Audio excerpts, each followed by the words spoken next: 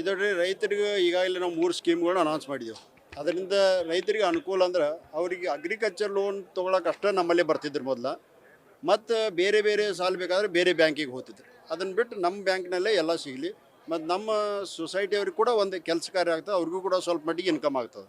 ಈ ಪ್ರಕಾರವಾಗಿ ಈ ಕಡೆ ಸೊಸೈಟಿನೂ ಬೆಳಿಬೇಕು, ಬ್ಯಾಂಕು ಬೆಳಿಬೇಕು, ಮತ್ತು ನಮ್ಮ ಇರ್ತಕ್ಕಂಥ ಸದಸ್ಯರಿಗೂ ಒಂದು ಅನುಕೂಲ ಆಗಬೇಕಾಯ್ತು. ಈ ದೃಷ್ಟಿಯಲ್ಲೇ commercial loan, non agriculture loan ಎಲ್ಲ ನಾವು ಸೊಸೈಟಿ ಮುಖಾಂತರ ಮತ್ತು ಸೊಸೈಟಿ ಕೂಡ ಉತ್ತಮ ರೀತಿಯಿಂದ ನಡೀಲತ್ತು ತಿಳ್ಕೊಂಡು ಆ ಕಾರ್ಯದರ್ಶಿ ಮತ್ತು ಆ ಸಿಬ್ಬಂದಿಗಳಿಗೆ ಒಂದು ಇನ್ಶೂರೆನ್ಸ್ ಯೋಜನೆ, ಮತ್ತು ಅದೇ ರೀತಿ ನಮ್ಮ ಫ್ಯಾಕ್ಸ್ ಸೊಸೈಟಿ ಡೈರೆಕ್ಟರ್ಸ್ಗೆ ಮತ್ತು ಸಿಬ್ಬಂದಿಯವರಿಗೆ ಸಾಲದಲ್ಲಿ 1% ರಿಬೇಟ್ ಕೊಡುವಂಥದ್ದು. ಅಂದರೆ ಒಂದು ಅಟ್ಯಾಚ್ಮೆಂಟ್ ಇರಬೇಕು.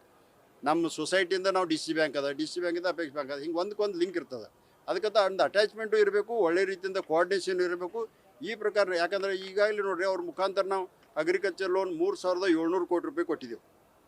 ಈಗ ನೇರವಾಗಿ ನಾವು 1700-1800 ಕೋಟಿ ನಮ್ಮ ಶುಗರ್ ಫ್ಯಾಕ್ಟ್ರಿಗಳಿಗಿರ್ಬೋದು, ಅಥವಾ ನಾನ್ ಅಗ್ರಿಕಲ್ಚರ್ ಲೋನ್ ಕೆಲವೊಂದು 2,000 ಕೋಟಿ ಇರ್ಬೋದು. ಇಟ್ಟು ಕೊಡೋದಲ್ದನ 3,700 ಕೋಟಿ ಕೊಟ್ಟಿದ್ದೆವು.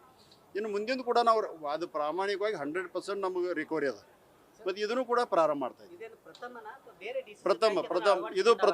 ಇದು ಪ್ರಥಮ ನಮ್ಮಿಂದ ರಾಜ್ಯದಲ್ಲೇ ದೇಶದಲ್ಲೇ ವಿನೂತನವಾದ. ಅಲ್ಲ, ಅದೇ ಹೇಳಾಗಿದೆ ಅಲ್ಲ, ರೆವೆನ್ಯೂಕ್ಕಿಂತನೂ ಒಂದು ಟರ್ನ್ ಓವರ್ ನೋಡಿ. ಯಾರಿಗಾದ್ರೂ ನಾವು ಸಾಲ ಕೊಡೋರು ಇರ್ತೀವಿ, ನಮ್ಮಲ್ಲಿ ಬ್ಯಾಂಕಿಗೆ ಬಂದರೂ ಕೊಡ್ತೀವಿ, ಅಲ್ಲಿ ಆದ್ರೂ ಕೊಡ್ತೀವಿ. ಅದೇ ನಮ್ಮ ಸೊಸೈಟಿ ಮುಖಾಂತರ ಹೋದ ಅವ್ರಿಗೂ ಕೂಡ ಸ್ವಲ್ಪ ಇನ್ಕಮ್ ಆದ, ಅವ್ರಿಗೂ ಕೂಡ ಇದೆ.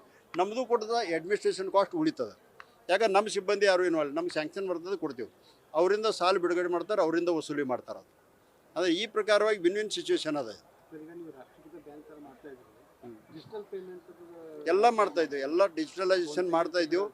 ಬಹುತೇಕ ಮಾರ್ಚ್ವರೆಗೆ ಅಂದರೆ ಏಪ್ರಿಲ್ವರೆಗೆ ಎಲ್ಲ ಡಿಜಿಟಲೈಸೇಷನ್ ಆಗ್ತದೆ ಟೋಟ್ಲಿ. ಪ್ರಚಾರ ಮಾಡ್ತಾ ಇದ್ದಾರೆ, ಅವರಿಗೆ ಕಾನೂನಾತ್ಮಕವಾದಂತ ಒಂದು ಎಚ್ಚರಿಕೆಯನ್ನು ಕೊಟ್ಟಿದ್ದಾರೆ. ಹೌದು, ಆದ್ರೂ ಸಹ ಅಲ್ಲಲ್ಲಿ ಏನಂತಂದ್ರೆ ಸೋಷಿಯಲ್ ಮೀಡಿಯಾಗಳಲ್ಲಿ ಅದನ್ನ ಮುಂದಿಟ್ಕೊಂಡು ಡಿಸಿಸಿ ಬ್ಯಾಂಕ್ ಬಗ್ಗೆ ಅಪಪ್ರಚಾರ ಮುಂದುವರೆದಿದೆ. ಏನಾದ್ರೂ ಇದಕ್ಕೆ ಏನಾದ್ರೂ ಕಠಿಣವಾದಂತ ಆಕ್ಷನ್ ಮಾಡ್ತೀವಿ ಮಾಡೋಣ. ಇನ್ನು ಭಾಳ ಇದೊಡ್ರಿ, ಇದು ಒಂದು ಬ್ಯಾಂಕ್ ಅಂದ್ರೆ ಸೆನ್ಸಿಟಿವ್ ಮ್ಯಾಟ್ರ್. ನಾವೊಂದು ಹೇಳೋದು ಅವ್ರು ನೋಡ್ರಿ, ಅವ್ರು ಹೇಳಿದ್ದು ಯಾರು ಕೇಳಾಕದಾರ ಹೇಳಿ.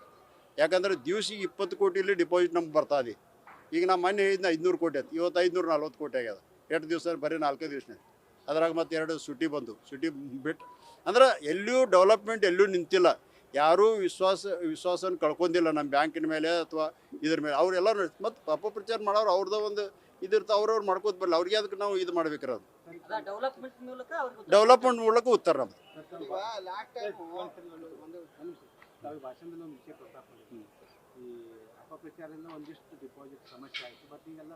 ಅಲ್ಲ, ಹಿಂದೆ ಅಂದ್ರೆ ನಾವು ಯಾರೂ ಬೋರ್ಡ್ ಇದ್ದಿದ್ದಿಲ್ಲ ಅವಾಗ ಇಲೆಕ್ಷನ್ ಟೈಮ್ನಲ್ಲಿ. ನವಂಬರ್ 10 ನಾವು ಚಾರ್ಜ್ ಏನು ತೊಗೊಂಡಿವ್ರಿ, ಅಲ್ಲಿಂದ ಸತತವಾಗಿ ನಮಗೆ ಏರ್ಕೋತಾ ಇದೆ. ಅಂದ್ರೆ ಬರೀ ಮೂರು ತಿಂಗಳ 10 ದಿವಸದಲ್ಲಿ ನೋಡ್ರಿ, 544 ಕೋಟಿ ಇವತ್ತಿಗೆ ಅಂದ್ರೆ 12ನೇ ತಾರೀಕು ನಾವು ತೆಗೆದ್ರೆ 544 ಕೋಟಿ ಹೆಚ್ಚಾಗಿದೆ. ಈಗ ಒಂದು PKP ಒಂದು ಡಿಮಾಂಡ್ ಇಟ್ಟಿತ್ತು ಹಳೆ ಸಭೆಯಲ್ಲಿ. ಏನಂತಂದ್ರೆ ರೈತರ ಸಕ್ಕರೆ ಕಾರ್ಖಾನೆ ಬಿಲ್ಗಳನ್ನ PKPS ಮೂಲಕ ಪಾವತಿ ಮಾಡಿ ಅದು ಎಲ್ಲಿ ಸಾಧ್ಯ ಅದಲ್ಲಿ ಕೊಡ್ತೀವ್ರಿ. ಎಲ್ಲೆಲ್ಲಿ ಅದು ಯಾರ್ಯಾರಿಗೆ ಹೆಂಗೆ ಅನುಕೂಲ ಇದೆ ಹಂಗೆ ಕೊಡ್ತೀವಿ ನಾವು. ರೈತರದ್ದು ಅಲ್ಲಿ ಕನ್ಸಲ್ಟ್ ತೊಗೋತೀವಿ, ಅಥವಾ ಅವರಲ್ಲಿ ಫೈನಾನ್ಸ್ ಮಾಡಿದವ್ರು ಅವ್ರು ಅಲ್ಲಿ ಕೊಡ್ತಾರೆ, ಅದನ್ನು ಕೇಳ್ತೀವಿ. ಅದು ಎಲ್ಲನ ಏನು ಕೊಡಕ್ಕೆ ಬರೋದಲ್ಲ. ಮತ್ತು ನಮಗೇನು ಪೂರ್ತಿಯಾಗಿ ನಾವು ಬ್ಯಾಂಕ್ ಇಲ್ಲೇ ಹಾಕ್ರಪ್ಪ ಅಂತ ಹೇಳೋದು ಹಕ್ಕು ಇಲ್ಲ. ಸಕ್ಕರೆ ಕಾರ್ಖಾನೆಯವ್ರು ರಿಕ್ವೆಸ್ಟ್ ಮಾಡ್ಬೋದು. ಇಲ್ಲ, ಎಲ್ಲರೂ ತೊಗೊಂಡಿಲ್ಲ. ನೀವು ತಪ್ಪು ಕಲ್ಪನೆ ಅದ. ಎಲ್ಲರೂ ತೊಗೊಂಡಿಲ್ಲ. ನಮ್ಮಲ್ಲಿ ಎಲ್ಲರೂ ತಿರುಗಿ ಹೋಗಿದ್ದಾರೆ, ಎಲ್ಲ ಬೇರೆ ಬೇರೆ ಕಡೆ. ಈಗ ನಾವು ಮತ್ತೆ ಕರಿತಾ ಇದ್ದೀವಿ, ಅವ್ರಿಗೆ ಕೊಡ್ತೀವಿ.